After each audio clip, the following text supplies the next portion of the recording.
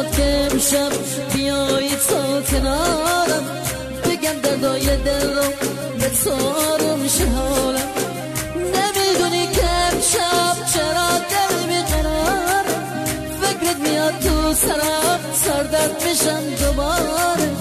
دلم میخواد که امشب بیایی تا کنارم، بگم دردای دل رو به تو آروم شه حالم.